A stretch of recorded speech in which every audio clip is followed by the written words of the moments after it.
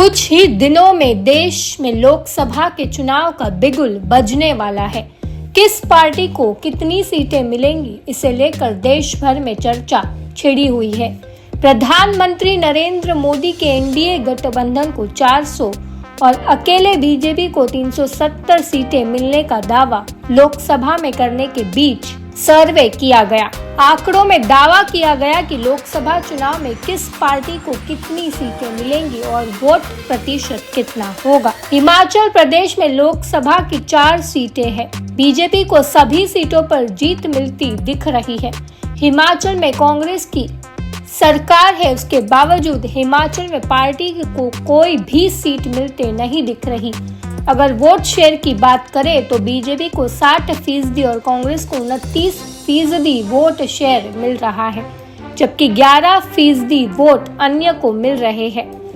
पंजाब में पिछले लोकसभा चुनाव में आम आदमी पार्टी को सिर्फ 1 सीट मिली थी। उसके अलावा कांग्रेस को 8 सीटें मिली थी, जो कि इस बार घटकर 5 पर पहुंच रही है, जबकि अकाली दल को 2 सीटें मिली थी, जो कि 1 पर पहुंच रही है। वहीं बीजेपी अपनी दोनों सीट बचाती हुई दिख रही है। यूपी में साल 2019 के लोकसभा चुनाव में बीजेपी को 49.97% वोट मिले थे, जबकि कांग्रेस को 6.36% वोट प्रतिशत था। इसके अलावा सपा को 18.11% वोट शेयर था।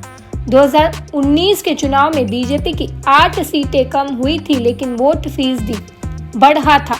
अखिलेश यादव की समाजवादी पार्टी का वोट प्रतिशत अगले लोकसभा चुनाव में बढ़ता हुआ दिख रहा है। इस बार सपा को 30% से ज्यादा वोट मिलता हुआ दिखाई दे रहा है, जबकि कांग्रेस को 5.5% और बीजेपी गठबंधन को 52.1% मिलता दिख रहा है। हरियाणा की 10 सीटों में से 8 सीटें बीजेपी को मिलती दिखाई दे रही है। इसके अलावा कांग्रेस को 2 सीटों का फायदा हो रहा है। कांग्रेस को पिछले चुनाव में कोई सीट नहीं मिली थी। इस लिहाज से देखें तो हरियाणा में बीजेपी को नुकसान होगा।